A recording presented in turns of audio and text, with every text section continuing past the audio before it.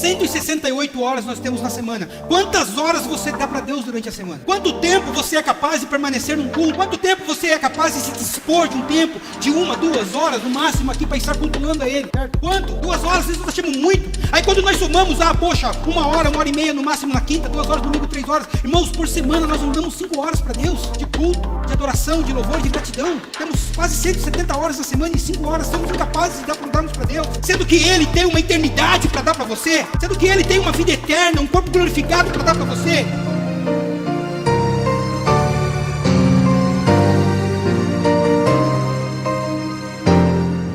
Que se fechem diante da tua voz, não há doença, aleluias, nem culpa que fique, e a tempestade se acalma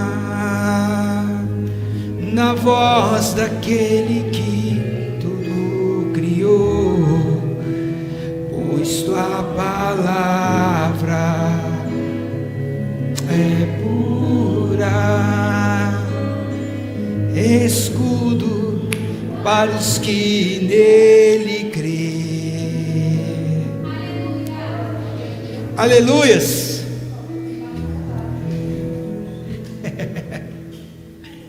A palavra do Senhor é cura, a palavra do Senhor nos fortalece, a palavra do Senhor ela é viva e eficaz. A palavra do Senhor traz ao nosso coração discernimento daquilo que é bom e daquilo que é ruim. A palavra do Senhor vem e não volta vazia, mas antes fará o que apraz ao nosso Pai que estás no céu. Amém? Glória a Deus. Quantos encontraram o livro de 1 Coríntios, capítulo 15? Diga amém. Amém. Animação, irmãos. Glória. Creio que Deus tem uma palavra para nós nessa noite. Você crê nisso? Você crê que Deus tem um direcionamento para a sua vida hoje? Você crê que Deus hoje quer, não diria salvar, porque todos nós aqui somos salvos em Cristo Jesus, mas trazer uma renovação de aliança com a minha e com a sua vida? Nós precisamos trazermos à memória o tempo todo aquilo que Ele fez. A partir do versículo 34, se você tem uma caneta, você marca algumas passagens difíceis nessa Bíblia. A mensagem que eu vou trazer hoje não é talvez uma mensagem, não diria pentecostal, mas uma mensagem para culto de domingo, mas é um ensinamento para você. Então, seria um tema para que nós tivéssemos que tratar num culto de estudo. Mas como ainda nós não temos, eu vou estar trazendo hoje no culto de domingo. A partir do versículo 34, nós estaremos lendo. A partir do versículo 35, tem umas coisas bem interessantes aí. Eu recomendo que você depois, durante a semana, você leia desde o início. Versículo 35. Mas, a minha versão revista e corrigida. Mas alguém dirá: como ressuscitarão os mortos? E com que corpo virão? Insensato! O que tu semeias não é vivificado se primeiro não morrer? E quando semeias, não semeia o corpo que há de nascer, mas o simples grão, como de trigo ou de qualquer outra semente. Mas Deus dá-lhe o corpo como quer, e a cada semente o seu próprio corpo. Nem toda carne é uma mesma carne, mas uma carne é a carne dos homens, a outra a carne dos animais, e outra a dos peixes, e outra a das aves. E há corpos celestes e corpos terrestres, mas uma é a glória dos celestes e outra a dos terrestres. Uma é a glória do sol e a outra a glória da lua, e outra a glória das estrelas, porque uma estrela difere em glória de outra estrela. Assim também a ressurreição dos mortos, semeia-se o corpo em corrupção, e ressuscitará em incorrupção. Semeia-se em ignomínia, ou em desonra, para algumas Bíblias aí, e ressuscitará em glória. Semeia-se em fraqueza, e ressuscitará com vigor. Semeia-se o corpo animal, ressuscitará o corpo espiritual. Se há corpo animal, há também corpo espiritual. Assim também está escrito: o primeiro homem, Adão, foi feito alma vivente, o último Adão em espírito vivificante. Mas não é o primeiro o espiritual, senão o animal, depois o espiritual. O primeiro homem da terra é terreno, e o segundo homem, o Senhor, é do céu. Qual o terreno? Tais são também os terrenos, e qual os celestiais? Tais também os celestiais. E assim trouxemos a imagem do terreno, assim traremos a imagem do celestial. E agora, digo isto, irmãos, que carne e sangue não podem herdar o reino de Deus, nem a corrupção herda a incorrupção. Eis aqui vos digo um mistério. Paulo tendo uma revelação ali, ó.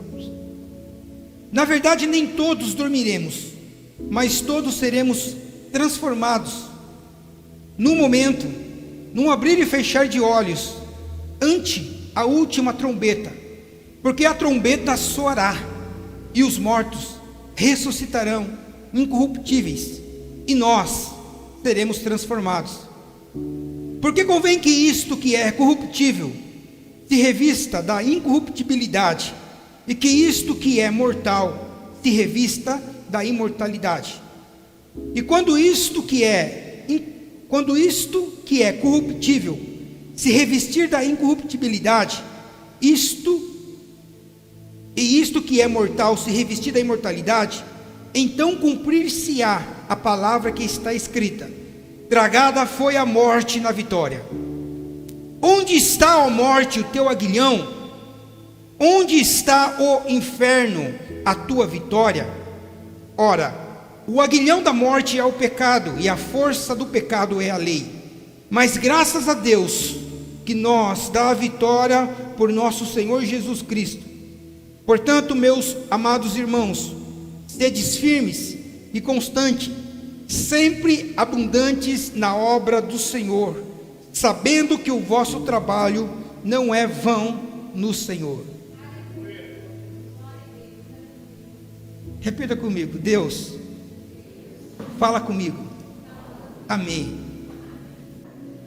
O que eu vou falar aqui hoje, nós não vamos fugirmos daquilo que nós estamos falando das últimas semanas. Quem estava presente nos cultos, domingo passado, domingo retrasado, nós daremos continuidade às festas judaicas.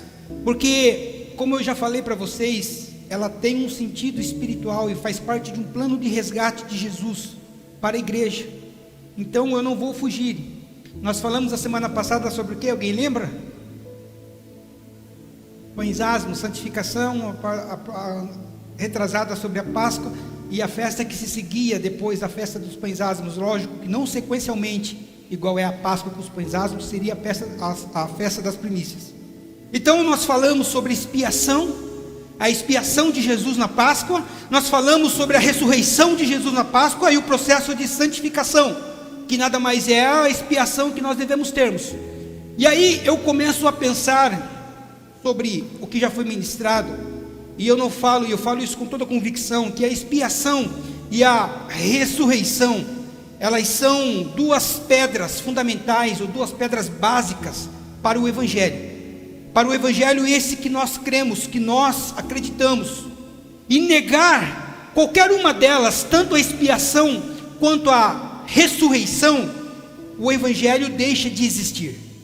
E isso é muito sério, se nós levarmos isso como base. Aliás, isto é a base da nossa fé: expiação e ressurreição.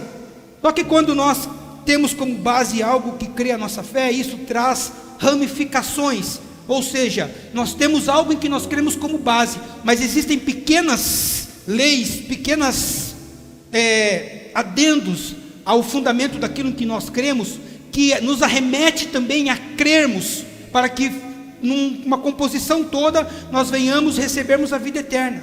Ou seja, a expiação e a ressurreição é a base, mas existem outras coisas, como por exemplo o arrebatamento da igreja.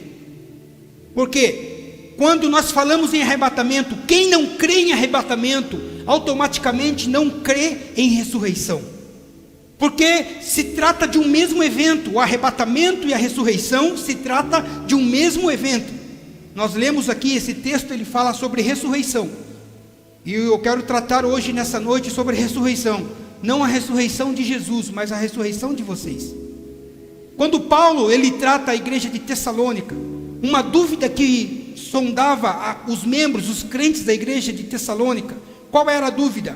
Era a dúvida em que eles pregavam o evangelho de Jesus. Jesus tinha ministrado uma palavra sobre o reino de Deus, tinha falado com aquele povo dizendo: eu vou voltar buscar vocês, vou preparar lugar, e quando eu preparar lugar, eu vou voltar buscar vocês. Então essa mensagem ela começou a ser pregada, uma mensagem de esperança, do retorno do Messias, daquele que um dia nasceu, viveu, morreu, ressuscitou, fez promessas, enviou o Espírito Santo, e havia uma expectativa na igreja.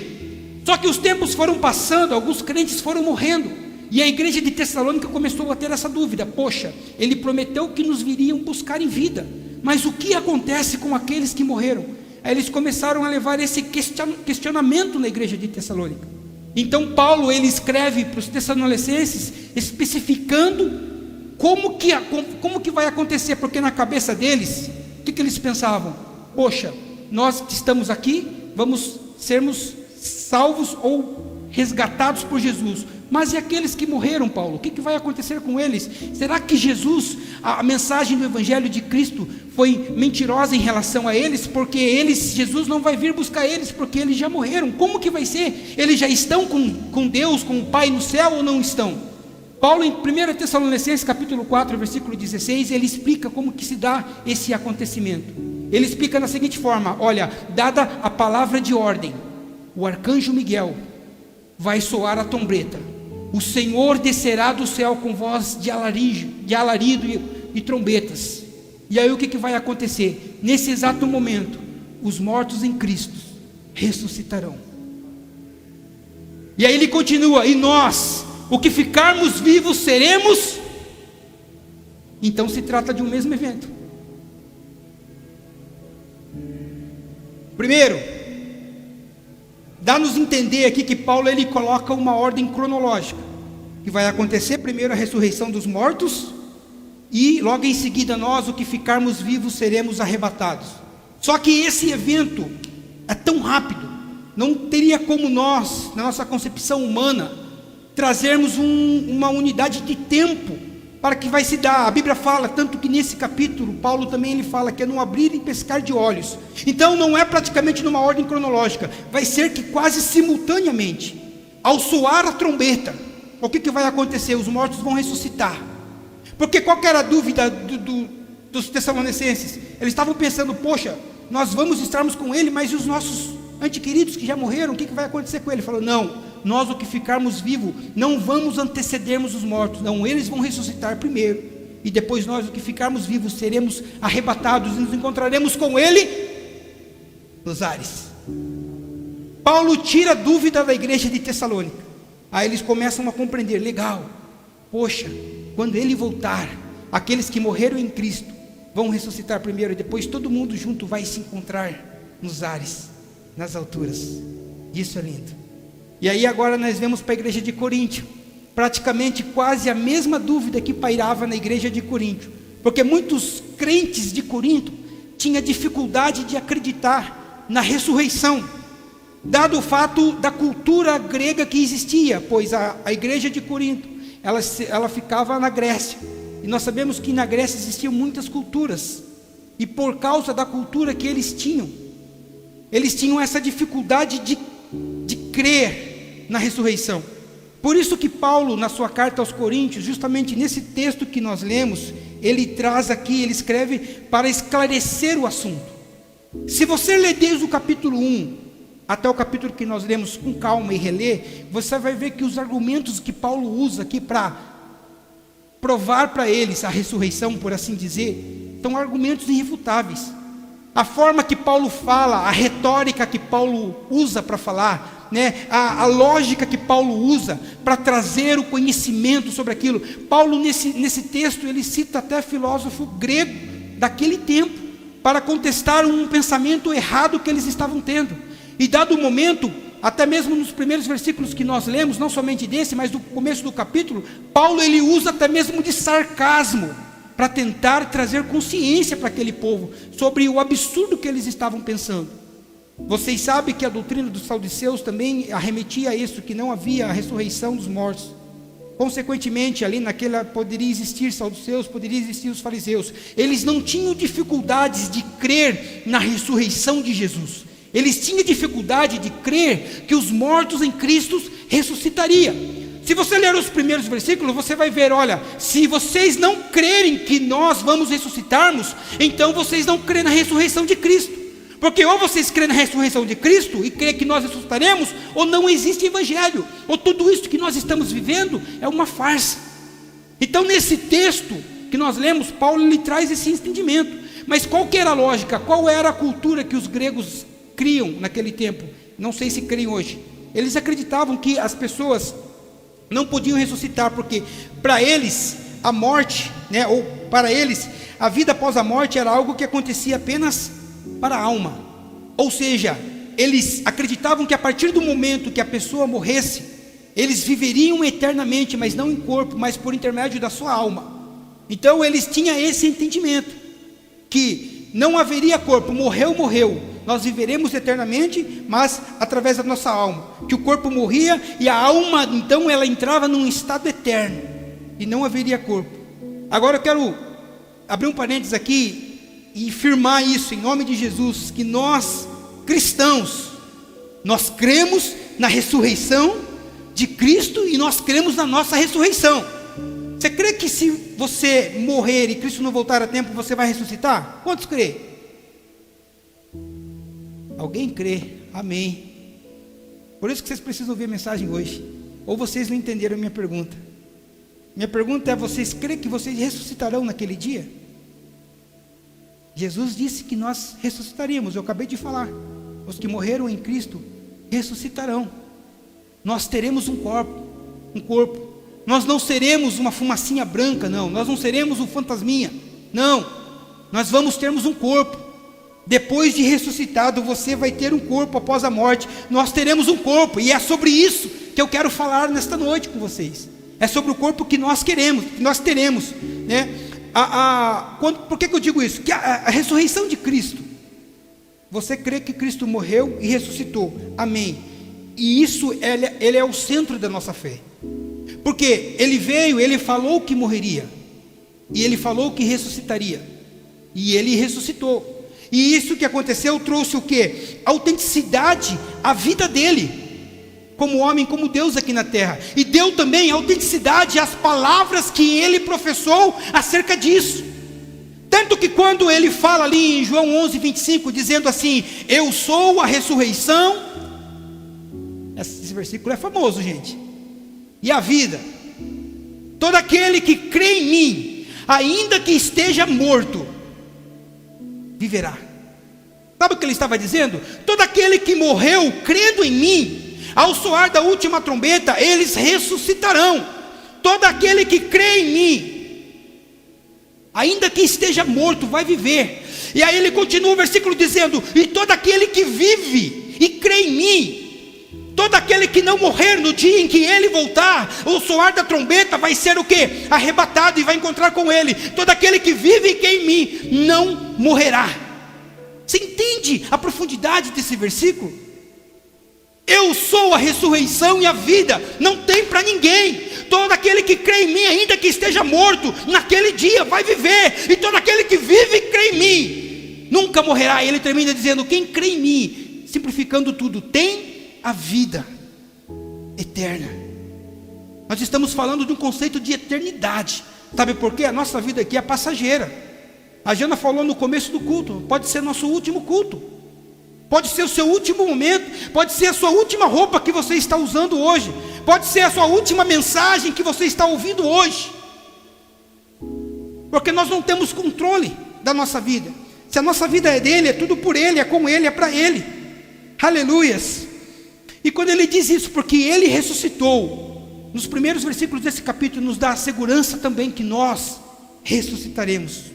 Sabe que Paulo, ele compara aqui, nos primeiros versículos, a ressurreição, não nos primeiros, mas nesse que nós lemos aqui mesmo, ele compara a nossa ressurreição como uma semente plantada. Porque quando a semente é plantada, a semente para nascer, para formar uma árvore, um arbusto, seja o que for, ela precisa morrer.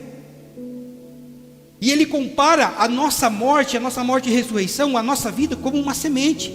Jesus também ele usa essa simplificação ali em João 14, 24, quando ele fala também do grão de trigo que precisa morrer. E aí para que nós possamos nascermos novamente, ou sermos ressuscitados num corpo glorificado, num corpo diferente, nós precisamos morrermos também.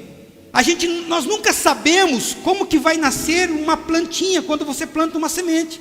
Você sabe como é semente, mas quando ela for nascer, você não sabe como que ela vai ser. Se ela vai crescer 2, 3, 4 galhos, não, nós não sabemos.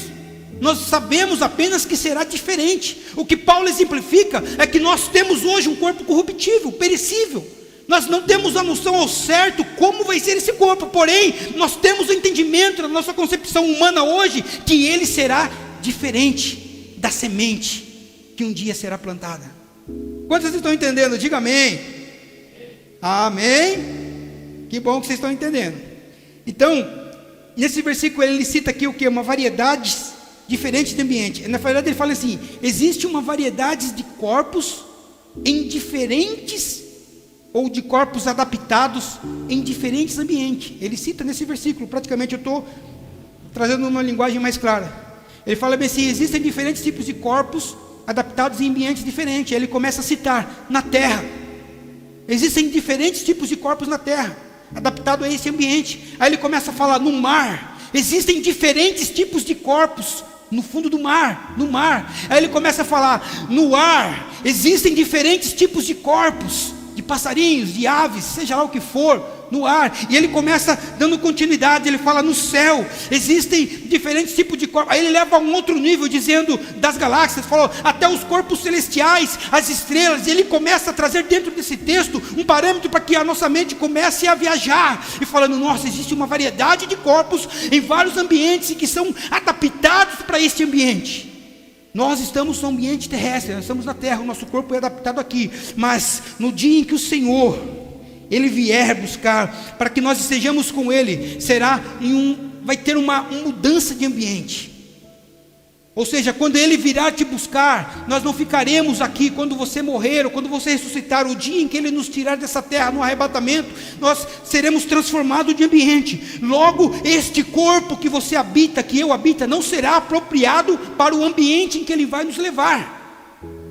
Era isso que Paulo estava dando esse ensinamento quando ele estava falando sobre os diferentes ambientes e os corpos, dizendo que esse corpo ele não é. No versículo 42 ele fala bem assim, que o corpo ele é semeado perecível e ressuscita imperecível. Ele é impróprio e ele ressuscita numa forma própria para o ambiente aonde ele vai nos colocar, para que nós sejamos ali adaptados a uma esfera espiritual. A Bíblia fala que nós teremos um corpo espiritual, porém este corpo ele não vai ser imaterial, ele vai ser matéria.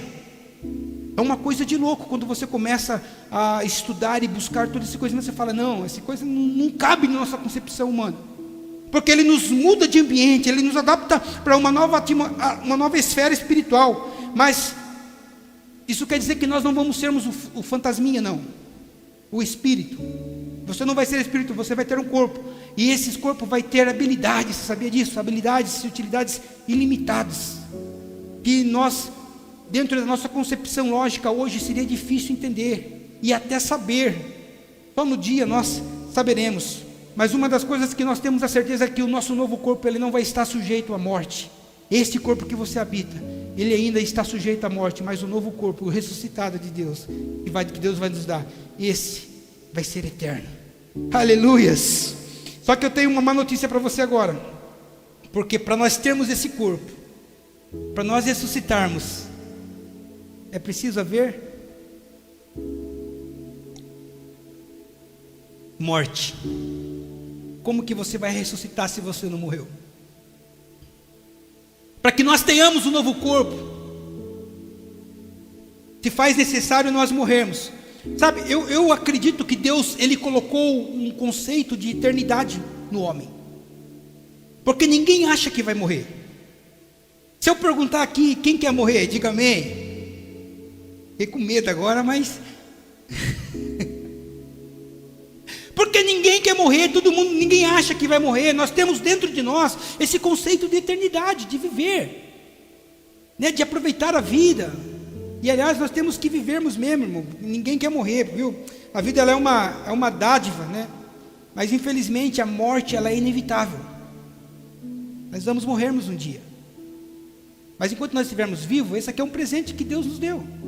É um presente que Deus te deu. Saiba usar essa vida que Deus te deu de uma maneira que glorifique o nome dEle, e que você possa desfrutar dEle sobre esta vida, que você possa fazer essa vida valer a pena, para que um dia que você estiver na eternidade com Ele, Ele olhe para você e fale: uau, o seu corpo vai ser diferente, porque o texto que nós lemos diz que os corpos serão diferentes.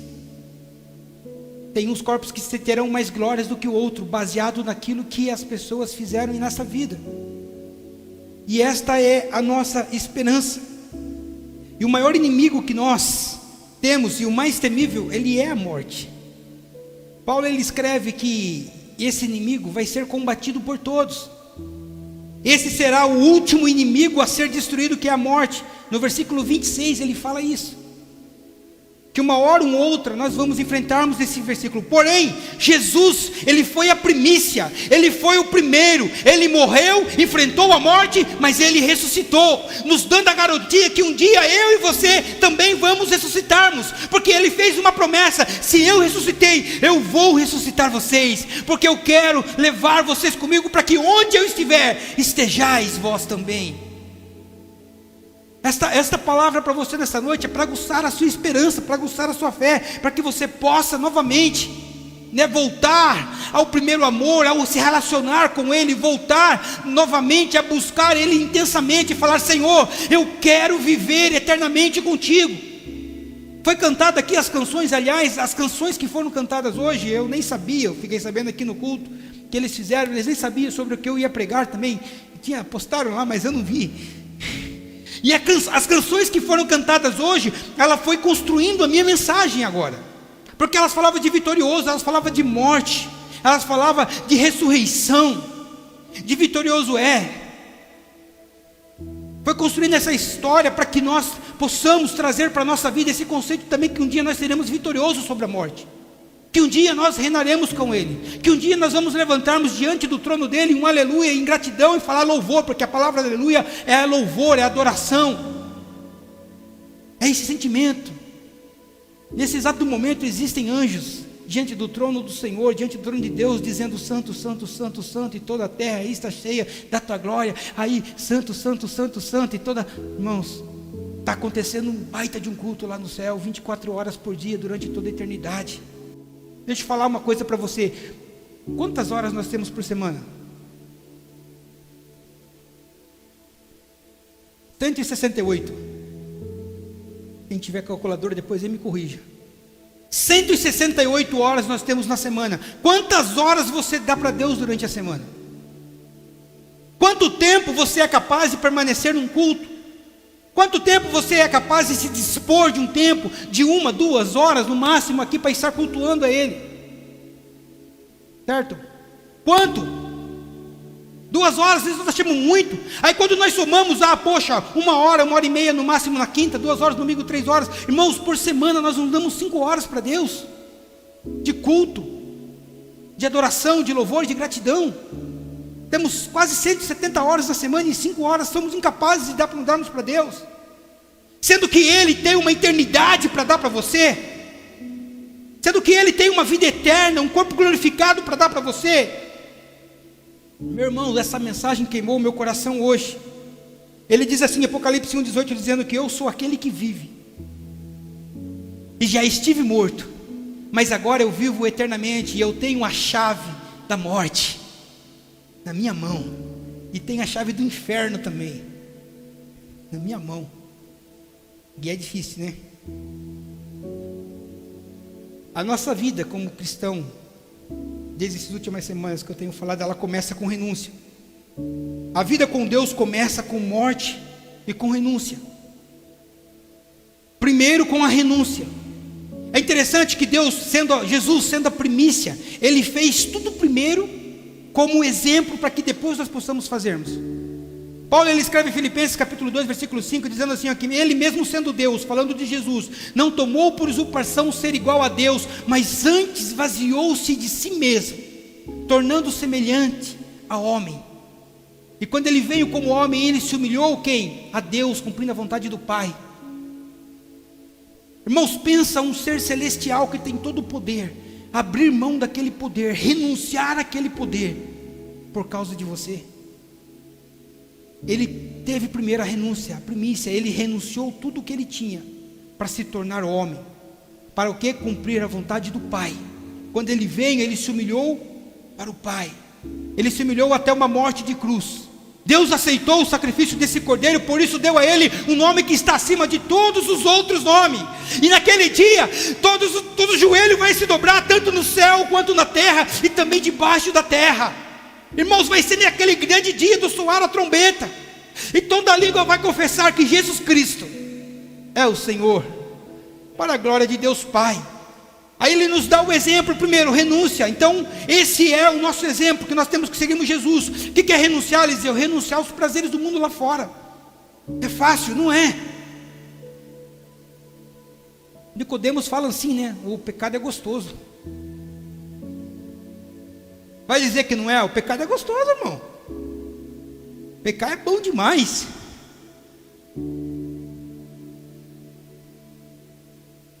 Vai dizer que não? Eu acho que é. Mas Jesus pede para renunciar ao pecado. Glória. Jesus pede para renunciar aos prazeres da carne.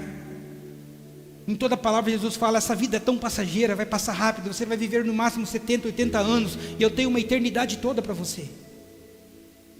Jesus, ele estava nos ensinando o conceito de renúncia, para nós não dizermos, Jesus, é difícil.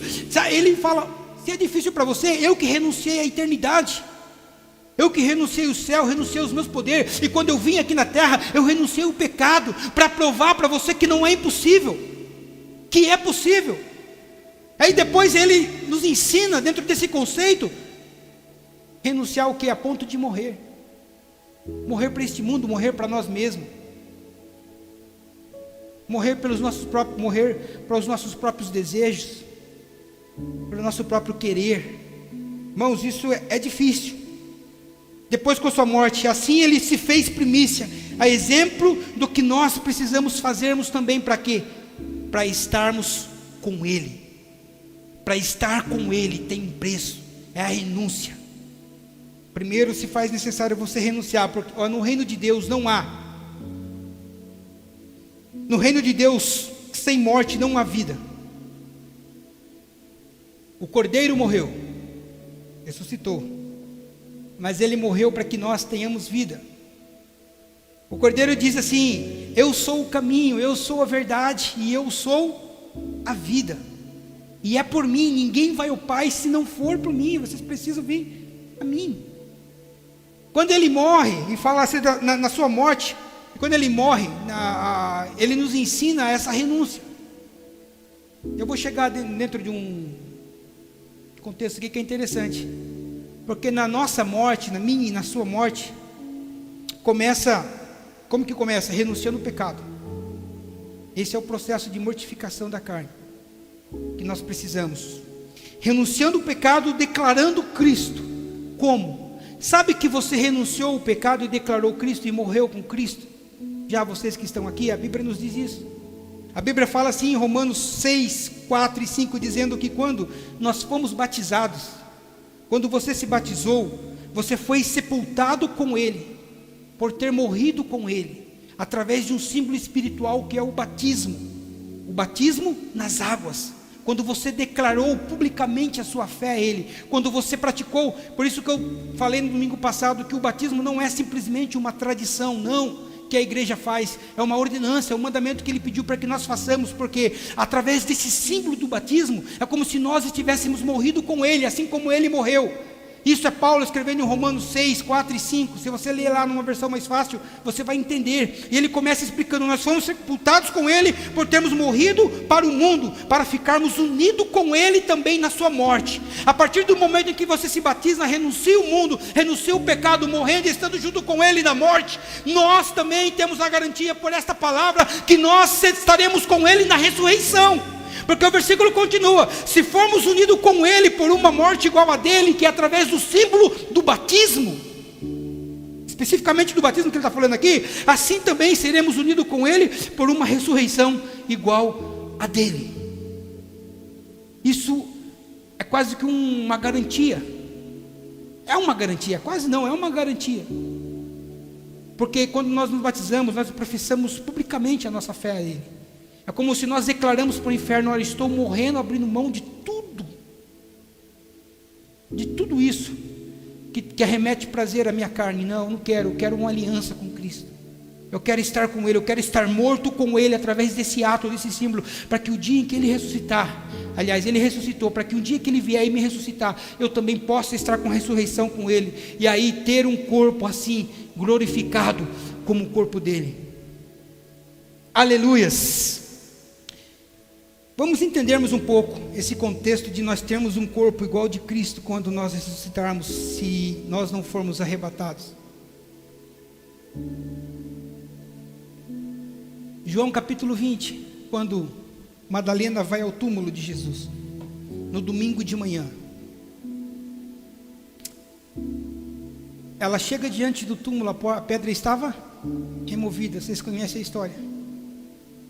E ela entra no túmulo, e quando ela entra no túmulo, ela vê dois varões, dois anjos, sentados um em cada ponta, aonde estava o corpo de Jesus, e o corpo de Jesus não está ali.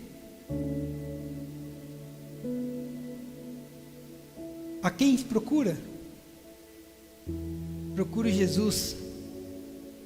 Porque procura dentre os mortos aquele que vive, ele não está aqui, ele ressuscitou. E a Bíblia fala que ela estava com o coração endurecido nesse momento. Ela começa a questionar aqueles homens que estavam ali, dizendo, me diz aonde ele está. Eu preciso ver, eu preciso, ela ia passar ali os olhos, né, o corpo e tal. Me leve até ele. Enquanto ela estava falando com aqueles anjos que estavam ali dentro, apareceu alguém na porta e disse, mulher. Ela virou, olhou e não reconheceu. Ela achou que fosse o jardineiro, o cara que cuidava dos túmulos. E ela faz a mesma pergunta para aquele ser que estava ali na frente dele, e pergunta, olha, eu vim atrás do meu mestre, do meu Senhor, me diga por favor, aonde vocês o colocaram? De repente ele fala, Maria. Quando ele chama pelo nome, quando ele fala Maria, ela reconhece a voz, porque ela já ouviu essa voz antes, chamando o nome dela. No mesmo instante ela cai aos pés de Jesus e fala, mestre, Raboni, Rabi, e começa a adorá-lo ali. E a adoração foi tão intensa, a ponto de que ela queria abraçar Jesus, e queria ter Jesus ali com ela e tal. Aí Jesus fala, não me detenhas, Maria, calma, porque ainda eu não fui glorificado, eu ainda não apareci para os outros, Maria, não me segure aqui, Maria, vai. Maria Madalena, não a mãe dele, aquele que ele tinha expulsado 7 demônios, e conta aos discípulos, aos meus discípulos, que eu estou vivo. E ela sai correndo com algumas outras mulheres desesperadas, e chega e conta para os discípulos tudo com o coração endurecido. não acreditando naquilo que Maria estava dizendo. Jesus, ele fala bem assim para Maria: fala para que eles me esperem na Galileia, que eu vou aparecer para eles lá. Nesse meio tempo, Jesus desaparece dali, o corpo dele ressuscitado, o corpo que nós teremos, e aparece aproximadamente a uns 10 a 12 quilômetros dali, no caminho de Emaú. E a Bíblia conta em Lucas 24, dizendo que ele apareceu com uma aparência diferente, de forma com que os dois homens que estavam caminhando naquele caminho não o reconheceram. Maria teve dificuldade de reconhecer. E quando ele aparece para os dois que estavam no caminho de Emaú, ele aparece, a Bíblia faz questão de falar, com uma forma diferente. Não era mesmo Jesus que eles tinham visto há 3, 4 dias atrás, quando estavam açoitados, quando estava todo ensanguentado. E Jesus, ele chega diante daqueles homens, aqueles dois homens falando, questionando, e Jesus se aproxima deles e pergunta: o que está acontecendo? E aqueles dois homens olham para ele e falam: por acaso você é forasteiro? Você não é daqui? Você não está sabendo o rebuliço que aconteceu esse fim de semana? Um homem, um profeta, que curava os enfermos, que anunciava o reino de Deus, que ressuscitava mortos, um homem que anunciava que o reino de Deus seria estabelecido na terra, foi entregue aos nossos sacerdotes e eles o mataram. Um profeta que nós achávamos que iria libertar Israel do jugo de Roma, que iria se levantar e estabelecer novamente Israel como uma nação poderosa, está morto. Jesus chega perto dele e fala: vocês estão loucos? Vocês não estão entendendo não o que está acontecendo? Eles ficam assustados e olham para Jesus. Imagine a cena, e a caminhada indo. Jesus começa a dar uma aula de teologia para aqueles dois. Jesus começa a expor as escrituras.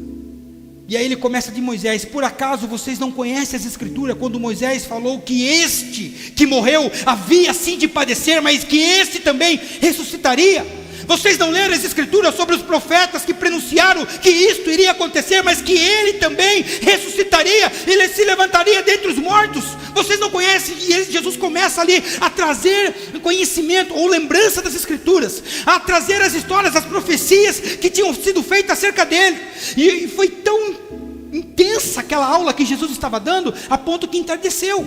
E quando eles chegaram diante da casa deles, Jesus deu a entender que ia seguir caminho. E aqueles homens entraram dentro da casa, mas eles pararam, voltaram e falaram: vem aqui, Jesus, vem aqui. Não conheciam Jesus. Fica conosco esta noite, porque já se faz tarde. Entra, vamos cear. Jesus entra e prepararam a ceia e sentaram à mesa.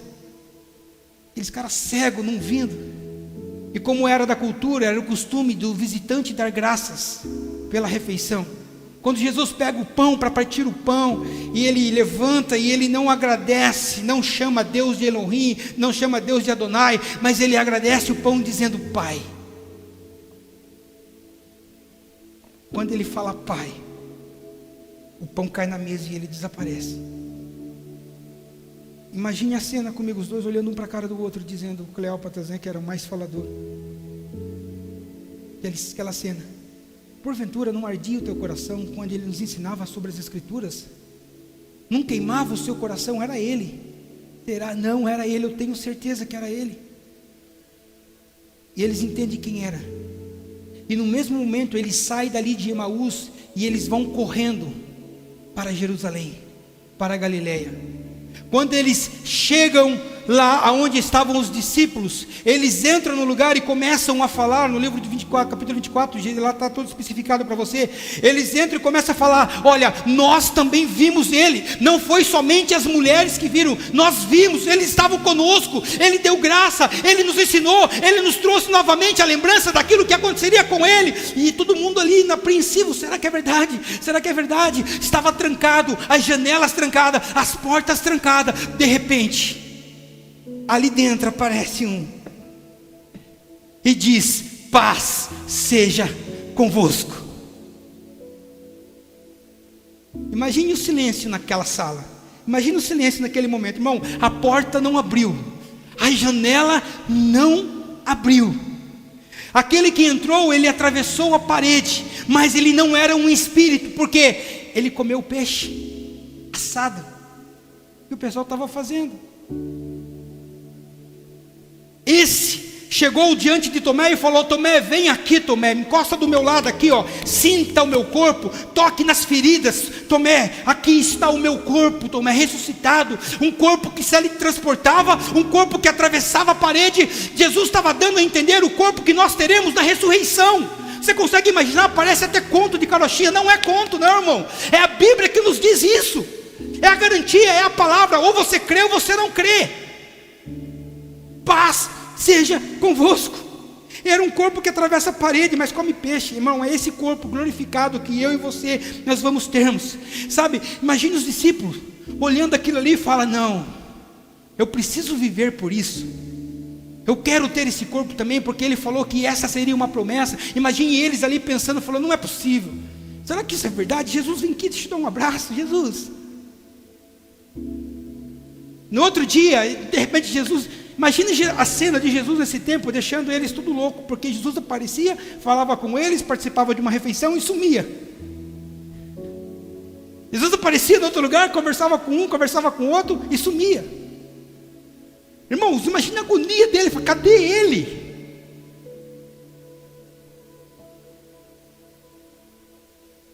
No outro dia, eles estavam tão injuriados, os discípulos, que eles foram pescar. Mar de Tiberíades da Galileia. Falou: não, eu acho que nós tivemos sei lá, que nós sonhamos, eu acho que nós viajamos na maionese, sei lá o que tinha no peixe. E a Bíblia conta que eles começaram a pescar e ficaram a noite toda pescando, e não pegaram nada. E já de manhãzinha, eles indo à margem, de repente eles olham lá, um caminhando, cabelinho no vento, barba. Eles voltando injuriados, remando para a margem, já quem sabe indiscreto, porque aquele cara que estava na margem tinha perguntado se tinha pegado peixe, não tinha pegado nada. Aí ele dá um grito lá da margem: joga do lado direito. Imagine João, Pedro olhou um para o outro, vamos jogar. De repente eles jogam a rede, sem se dar conta, porque a Bíblia faz questão que eles tinham dificuldade de reconhecer Jesus, quando Jesus tinha essas aparições. Quando eles jogam a rede, tiram a rede de novo, quase rasgando com muito peixe. Quando eles veem aqueles peixes, eles associam a primeira vez que eles viram. João falou: é ele. João nem terminou de falar, Pedro pulou na água e foi nadando para a margem. Os restos dos discípulos tiveram que vir arrastando o barco para a margem, e chegou diante dele: não é ele. Imagine a alegria de Pedro, gente, abraçando Jesus, beijando Jesus, estando com Jesus, falando: Jesus, é você mesmo e tal. Tá bom, Pedro, eu estou com o meu peixe assando aqui, mas traga o seu, pesca o seu, vamos comer o seu aqui também aqui. E é justamente nesse contexto, dentro desse momento, que Jesus ele olha para Pedro e fala: Pedro, tu me amas? Pedro afoito: eu te amo, Senhor. Pedro, tu me amas mesmo? Senhor, eu te amo. Pedro, última chance, Pedro, tu me amas? Aí Pedro viu que o negócio era sério: Senhor, tu sabes tudo, tu conheces o meu coração, tu sabes que eu te amo. Então reúna o pessoal, me espere em Jerusalém. E Jesus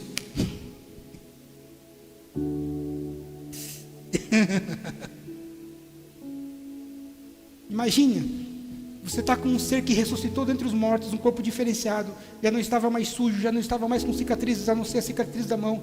Queria estar perto, queria estar junto. De repente ele some. E a última aparição de Jesus, ele aparece ali na grande comissão, quando eles estavam ali com os 500 reunidos, 500 pessoas aproximadamente. Em Atos capítulo 1 você vai ver isso. Jesus reúne todas as pessoas que ouviram, que acreditaram nele, que pediu para que aquelas pessoas estivessem ali. E ele vai num lugar então, e ele começa a dar as últimas instruções para as pessoas que estavam ali. Estavam falando acerca de como eles deveriam proceder. Só que eu eu imagino ali que eles mal conseguiam prestar atenção naquilo que Jesus estava falando. Porque imagine Jesus falando, quem sabe gesticulando, e aqueles cortes aqui nas mãos. Se Jesus estivesse assim falando, vocês conseguiriam ficar olhando? Vocês iam ficar olhando as mãos, vocês iam ficar olhando o corpo dele, vocês iam ficar olhando para ele, vocês iam ficar maravilhado, né, extasiado com aquela cena de ver ali um morto vivo ali na frente falando. Jesus falando, e de repente Jesus olhou e percebeu que o povo estava meio... Jesus para o seu discurso e fala: vocês querem me perguntar alguma coisa? Me pergunte qualquer coisa, porque eu estou vendo que os olhos de vocês estão muito assim, olhando para mim, então falem qualquer coisa se vocês quiserem saber. Aí um todo animadinho lá fala: é nesse tempo que você vai se levantar como rei e vai conquistar novamente a nossa nação e vai nos tornar uma nação poderosa sobre esta terra e vai reinar sobre nós. Jesus olhou para ele e falou: imagine Jesus, né? Vocês não entenderam nada. Não compete vocês saber o tempo nem a hora que o Pai determinou para que isso aconteça. Faz o seguinte: eu vi que não está virando nada. Vai para Jerusalém, fique em Jerusalém, até que lá do alto vocês sejam revestidos de poder. Jesus falou isso e começa a levitar. Olha o corpo aí. Olha o corpo aí. Ele começa a levitar, ele começa a subir, voar, voar, voar. De repente, as nuvens o cobrem. E os 500 lá embaixo olhando, parado. No versículo 8 do capítulo 1 de Atos, de repente, os anjos que estavam escoltando Jesus, eles olharam para baixo e viram as pessoas olhando para cima igual bobo. Quem sabe um olhou para o outro e disse: vamos lá avisar, porque senão eles vão ficar aí o resto da vida aí. E aí a Bíblia fala que eles se manifestaram ao lado das pessoas que estavam lá embaixo, e faz a seguinte pergunta, dizendo: varões Galileu, por que vocês estão parados olhando para o céu? Saiba de uma coisa, que esse Jesus que subiu, um dia, da mesma forma, ele vai descer. E eles somem com Jesus. Agora, vamos para o céu nesse momento. Vamos entrarmos na história. Jesus, ele subindo aos céus, nas entradas eternas. Eu imagino os anjos subindo com ele, e de repente o anjo grita aquilo que o salmista escreveu no Salmo 24, dizendo: levantai, ó portas, as vossas cabeças, levantai, ó entradas, portais eternos, para que entre o Rei da Glória. Por que isso aconteceu? Os anjos que estavam no céu, eles desconheciam o corpo de Jesus, porque os anjos, eles não são onipresentes. E nós sabemos que nos ares, nas regiões celestiais, existem principados, existem potestades, existem demônios, existem poderes que estão todo o tempo em guerra, em briga. E quem sabe os anjos que estavam lá dentro com os portões fechados ficavam apreensivos, guardando, para que nenhum desses poderes entrassem no reino celestial. E quando Jesus, ele começa a entrar, e os anjos escoltando ele, os anjos lá de fora gritam: levantai as portas, vossas cabeças, abram os portões eternos, para que entre o Rei da Glória. Os anjos que estavam lá dentro começaram a pensar: mas quem é este Rei da Glória? Porque eles não conheciam o corpo. Eles não conheciam o corpo, mas quem é este Rei da Glória? Aí eles respondem lá de fora: é o Senhor forte, aleluia, poderoso, o Senhor poderoso em guerra. Levantem essas portas, abram para que entre o Rei da Glória. Eles olhando aquele corpo se aproximando, eles pensando, perguntam de novo: mas quem é este Rei da Glória? Aleluia. Aí os que estão lá fora dizem: é o Senhor dos exércitos, Ele é o Rei da Glória. Aí eles começam a chegar perto, abre-se então os portais, e aí Jesus, ele arrasta um corpo de carne e osso para o céu. Um corpo de carne e osso, uma carcaça de carne e osso, ele arrasta para a eternidade. O primeiro corpo, Jesus ele inaugura ali é um protótipo da ressurreição, aquilo que nós seremos. Ele é a primazia, ele foi o primeiro a levar um corpo de carne e osso, dizendo: é possível nascer na terra e como homem e entrar no céu.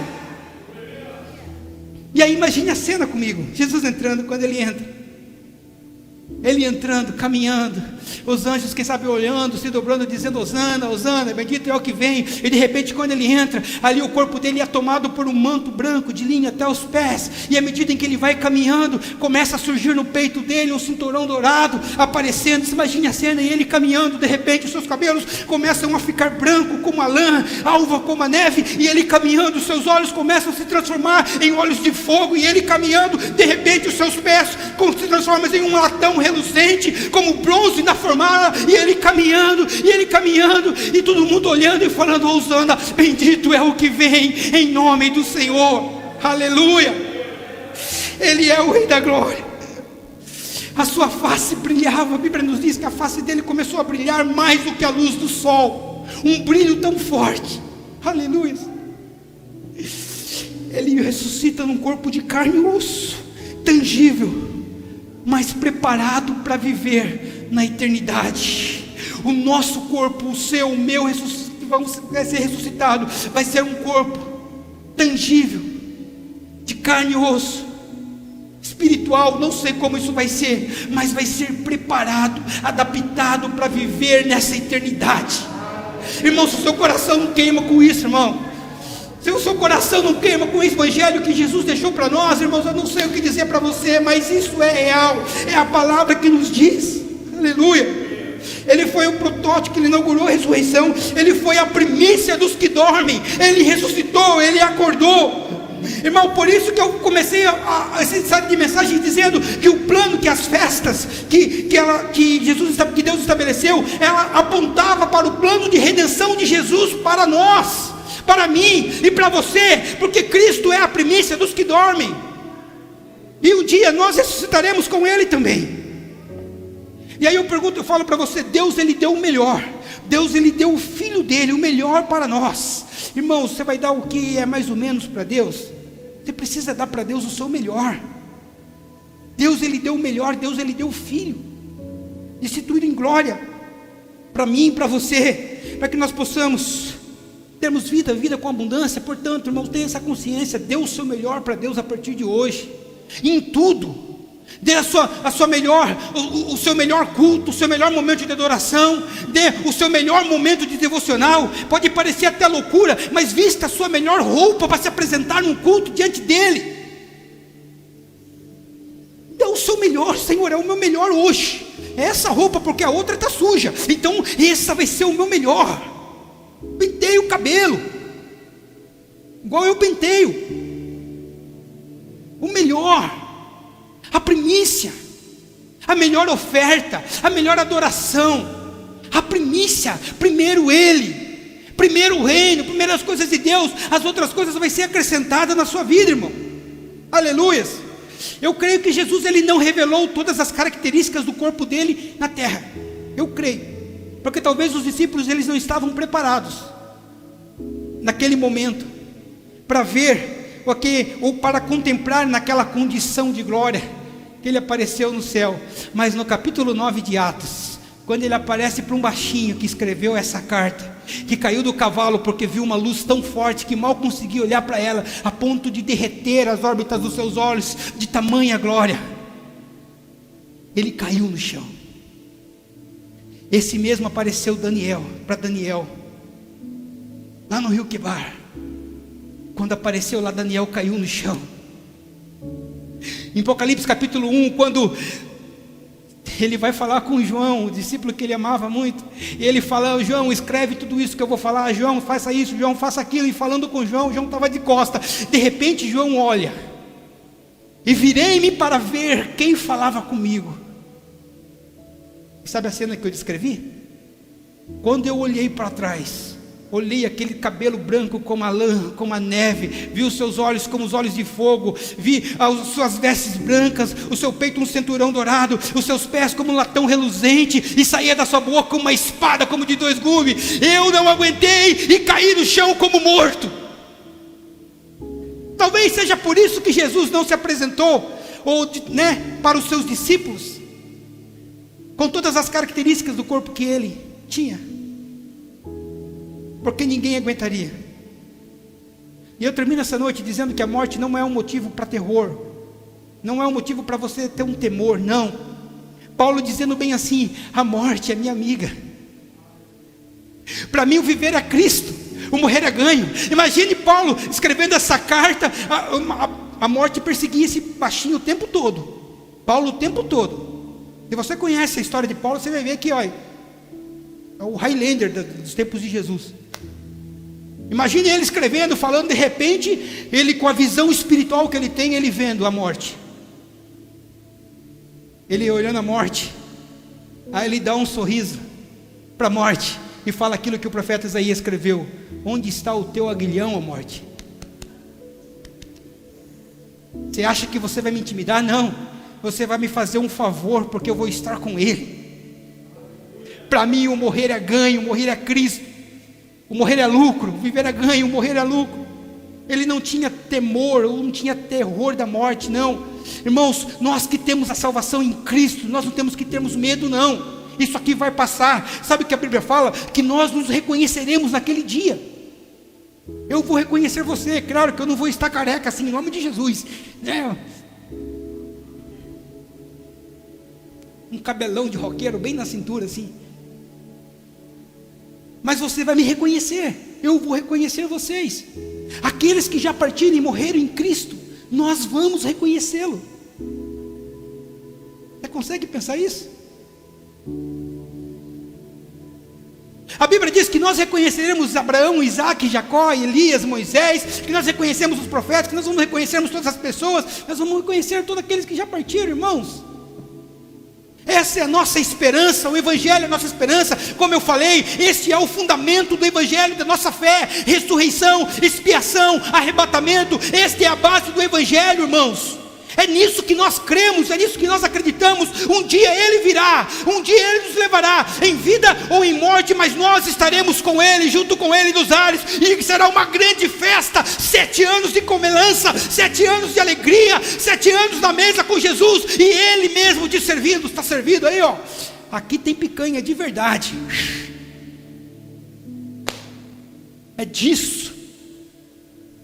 Um corpo espiritual, material, que voa, que se ele transporta, que aparece e desaparece, mas que come também. Não sei como será o sistema digestivo, mas a Bíblia diz que 7 anos com ele. Você acha que você vai engordar?